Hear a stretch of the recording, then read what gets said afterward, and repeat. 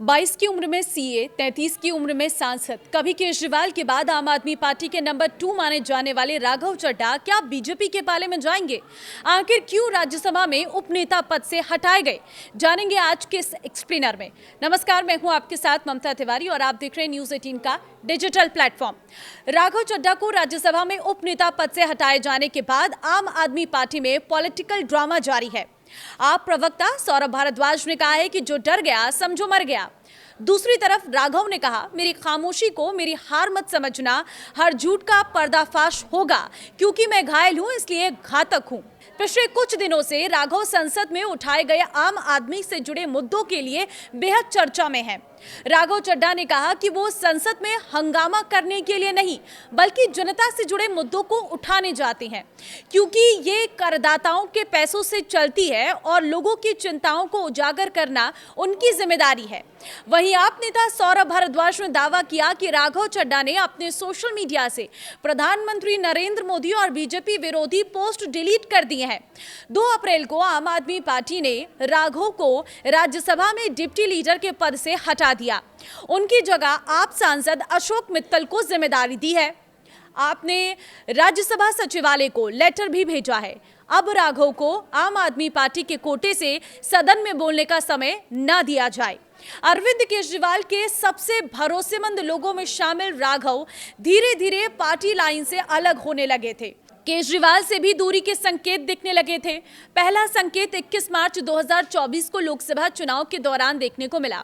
देखिए, 21 मार्च 2024 को लोकसभा चुनाव से पहले जब कथित शराब घोटाले में केजरीवाल को गिरफ्तार किया गया, तब पार्टी नेताओं और कार्यकर्ताओं ने इसका विरोध किया, जबकि राघव ने ना कुछ बोला ना कुछ लिखा।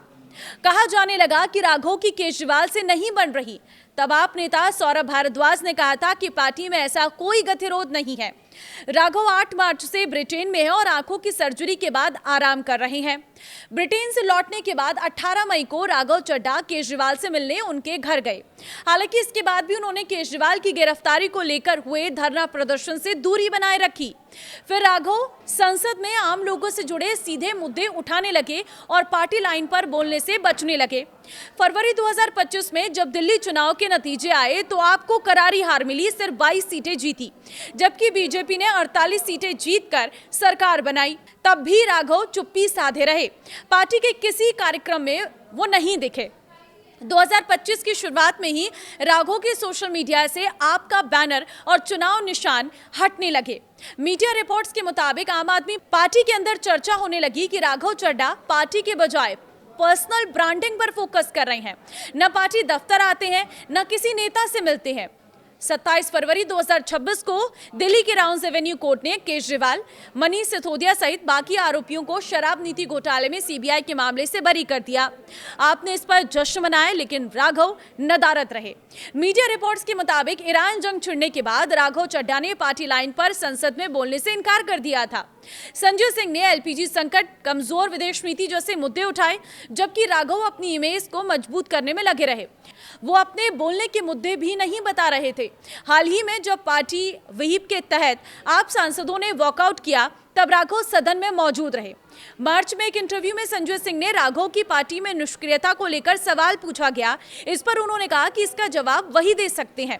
असम, पश्चिम बंगाल, तमिलनाडु, केरल और पुडुचेरी के चुनाव प्रचार के लिए आपने स्टार प्रचारकों की लिस्ट जारी की, इसमें राघव का नाम नहीं था।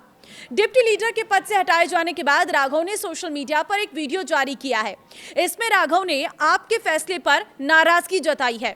हालांकि ये नहीं बताया कि उनका आगे का प्लान क्या है। राघव ने कहा, मैं जनता से जुड़े ऐसे मुद्दों पर बोलता हूं जिन पर संसद में बात नहीं होती। क्या ये अपराध है?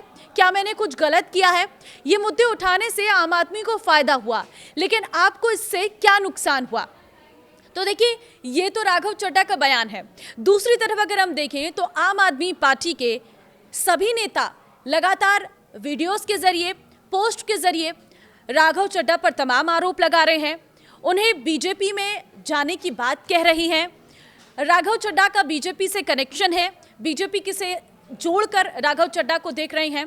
चाहे फिर हम बात आतिशी की कर लें, सौरभ भारद्वाज की कर ले या फिर और भी तमाम बड़े नेता, यहाँ तक कि पंजाब के सीएम भगवंत मान भी इस पर अपना बयान दे चुके हैं। हालांकि अभी तक इसमें अरविंद केजरीवाल की तरफ से कोई भी बयान सामने नहीं आया है, ना ही मनीष सिसोदिया ने इस पर कोई बयान दिया है।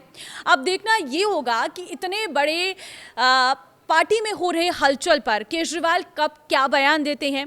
क्या इस पर वो पहले राघव चड्ढा के साथ चर्चा करते हैं, क्या राघव चड्ढा खुद अरविंद केजरीवाल के पास जाते हैं, या फिर राघव चड्ढा के पास कोई और पॉलिटिकल ऑप्शन है, वो क्या चाहते हैं, क्या वो बीजेपी ज्वाइन करेंगे जिसके कयास लगाए जा रहे हैं, मतलब कयास नहीं कह सकते हैं, जिसके बारे में उनकी पार्टी के नेता कह रहे हैं, पार्टी के कार्यकर्ता कह रहे हैं, और लगातार इसी पर जोर दिया जा रहा है कि वो बीजेपी ज्वाइन करेंगे, वो डर गए हैं, या फिर पार्टी में सुलह हो जाएगी और वो फिर से पार्टी में एक बड़े पद पर आ जाएंगे और पार्टी में उनकी मजबूत पकड़ हो जाएगी, या फिर वो कोई अपनी अलग पार्टी बनाएंगे, क्योंकि इसके बारे में भी चर्चा हो रही है और बहुत सारे लोगों ने पोस्ट के जरिए इस बात का संकेत भी दिया है। हालांकि राघव चड्ढा यहाँ पर ये कह रहे हैं कि जो भी उन पर आरोप लगाए गए हैं, जो झूठे आरोप लगाए हैं, वो उन पर ज़रूर क्लियरेंस देंगे और हर मुद्दे पर वो बारीकी से बात करेंगे। अब देखना होगा कि राघव चड्ढा अपना क्या स्टैंड लेते हैं। अरविंद केजरीवाल और मनीष सिसोदिया जैसे बड़े आम आदमी पार्टी के नेता इस पर क्या बोलते हैं। आपको क्या लग रहा है, क्या है ये मुद्दा? आखिर क्यों राघव चड्ढा पर आम आदमी पार्टी ने ये कार्रवाई की, या कहें कि उन्हें इस पद से हटाया गया? आपको क्या लगता है इसके पीछे कारण क्या हो सकता है? मुझे कमेंट में अपनी राय जरूर दो ना, क्योंकि इस वक्त सोशल मीडिया पर राघव चड्ढा काफ़ी चर्चा में हैं। उनकी वीडियोज़ इस वक्त मिलियंस में जा रही हैं, मिलियंस व्यूज़ आ रहे हैं और आम आदमी का खास तौर पर राघव चड्ढा को एक बड़ा सपोर्ट मिल रहा है, क्योंकि उन्होंने बीते दिनों संसद में आम आदमी से जुड़े कई मुद्दों को उठाया था, जिसको लेकर वो काफ़ी चर्चाओं में आए थे। नमस्कार।